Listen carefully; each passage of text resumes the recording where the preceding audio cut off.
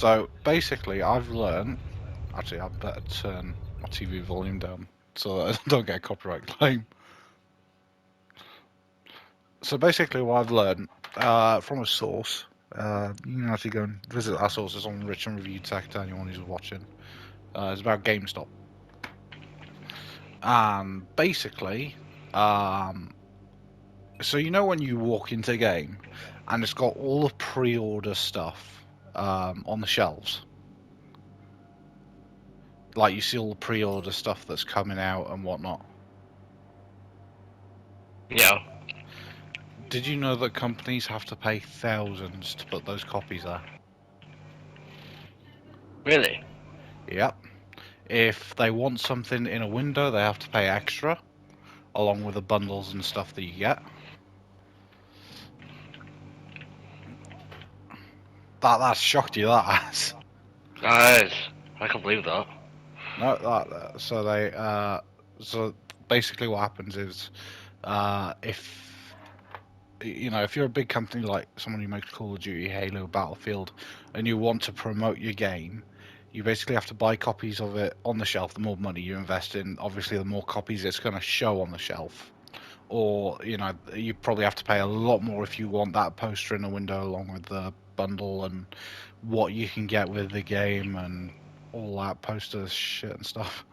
But no, what's even more interesting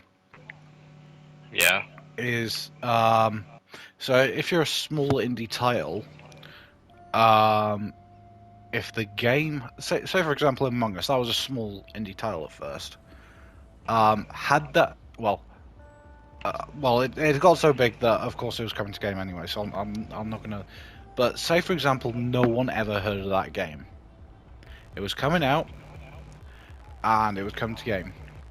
They would not put that game on a shelf unless it had more than 5 pre-orders, so that if someone asked about this game, went into the game store to look for it, they'd have to tell you that it wasn't there because less than 5 people would have pre-ordered it, because the money is so tight on indie games. So for indie games, you're actually better off buying them online. That's not me being harsh. That's me being genuine.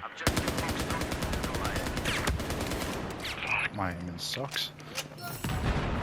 But after thinking about it, this probably happens to every single store, no matter what you think of. People promote clothing, brands, shoes, things like that, to put them in their window. It probably costs them a lot to promote that in their shops as well.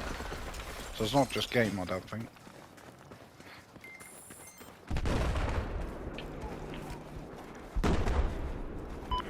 Bearing in mind, I actually got this information from someone who's an ex-manager of game. God. Yeah. What, do you? Yep. The guy actually did an interview with Review Tech USA. So, but do you know what else he said? Yeah. But no, what I've also learned. So you know how people might pre-order and then forget the pre-order, like forget what they pre-order. So what I've also learned is, I know it happened with his game in particular. I'm not saying every game is like this. But if someone didn't collect their pre-order after a month, a lot of the time they would phone the customer and say, hey, your pre-order's still here. Do you either want to come and collect it or place this £5 pre-order on another item? And he was given an example. I can't remember what game they were advertising at the time. I think it was like a Call of Duty or something. And they were asked the customers if they wanted to move that £5 to an upcoming Mario game release. I can't remember which Mario game for the life of me. And I kid you not, so he was speaking to the higher ups, as in the people above him, and they didn't get to phone everyone because they didn't have the time to do it. But he walked in one day, had a look at the system, and any pre-orders that had been left were instantly moved to the new Mario game.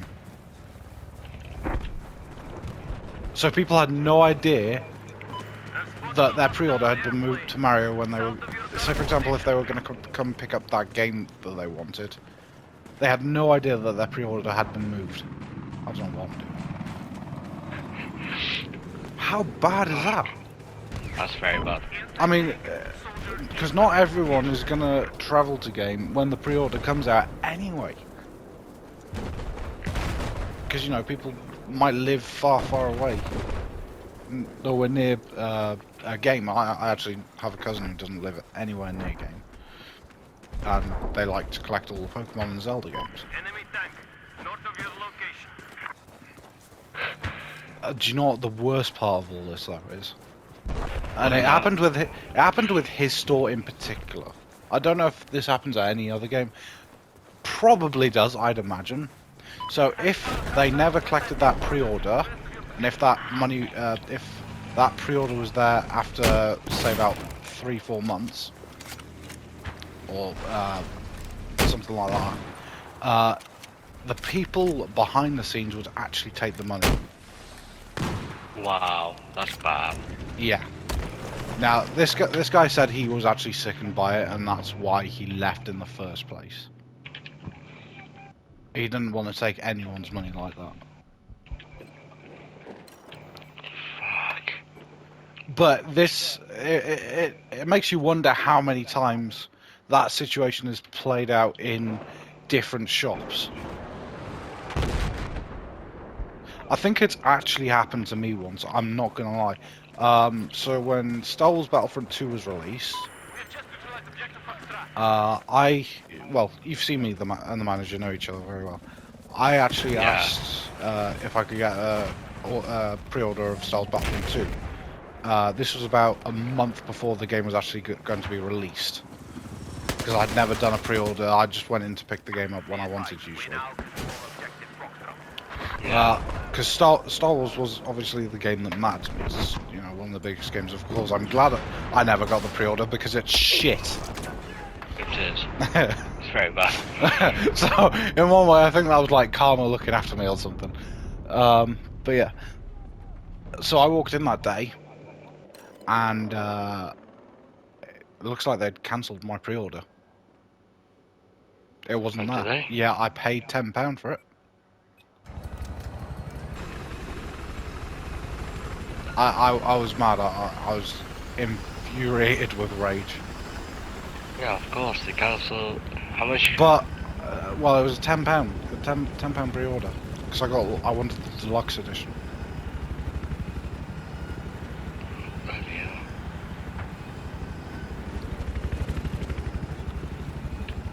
So yeah, that's yeah.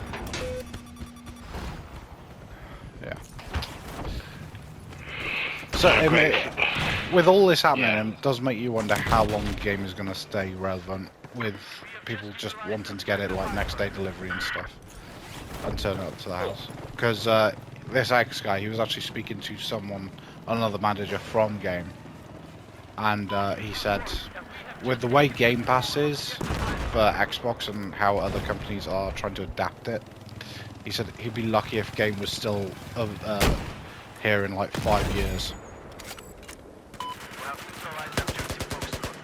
Which I can kind of see.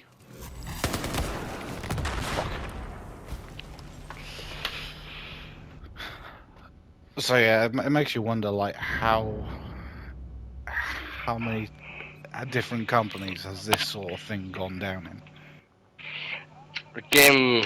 Oh, you see, in our town, the game moved again. Oh yeah, it's moved 3 different times. It's moved from the main street to the back street, where it used to be, where I actually knew all the staff personally. They were very nice. They were great. I actually had a crush on one of them. I'm not gonna lie. And then they moved into Sports Direct. Well, they were showing a shop with Sports Direct, and they still are. And all the stuff that I knew left. which was sad because I kind of gotten to know them, and we always had a laugh every time I went in to see them, and every time I did go and see them, they'd always be like rubbing their hands, saying, "Oh, it's the 3 o'clock man," because that's when I usually went in.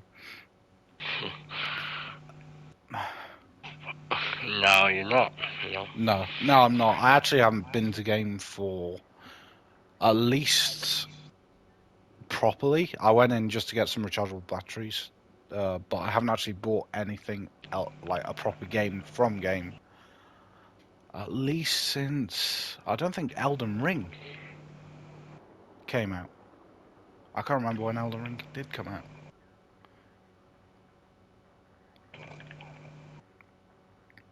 But yeah, that's probably because I'm looking. I haven't got many games to look forward to until E3 as well.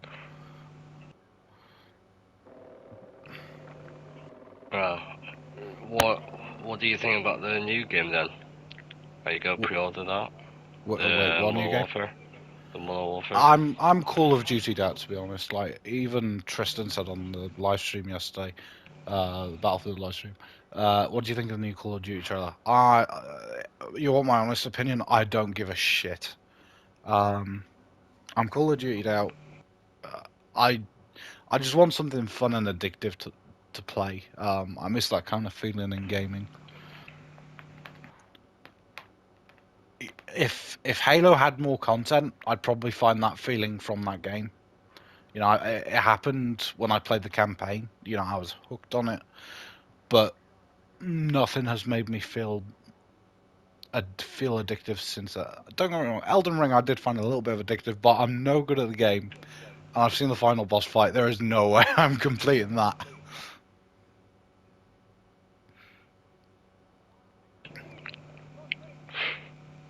I get it.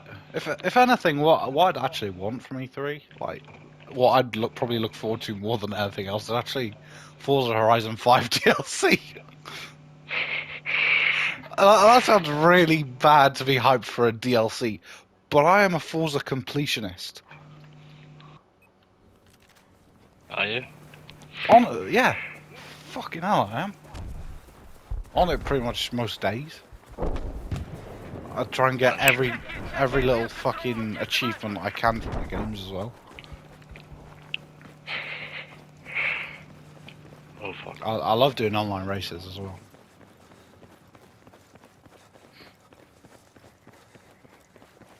But before Forza, the only three games I can say I was absolutely hooked on was Rainbow Six Siege, actually 4. Rainbow Six Siege, Battlefront, Star Wars Battlefront 2005, the second one, obviously. War Thunder, and Halo 3. Actually, I take that back. Jedi Fallen Order as well. I was fucking. I couldn't get enough of that when it first came out. But I kind of miss that addicting feeling. Even playing Battlefield 4 now, I don't really feel hooked. I just feel, okay, it's a game. I know someone in my community is going to have something to say about that, but that's how I feel.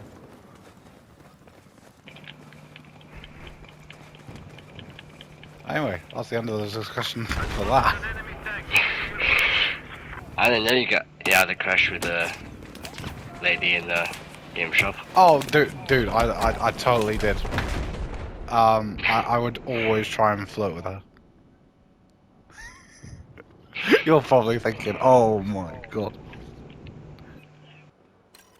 If by some miracle a lady's actually watching this and knows who I am, hit me up in the DMs.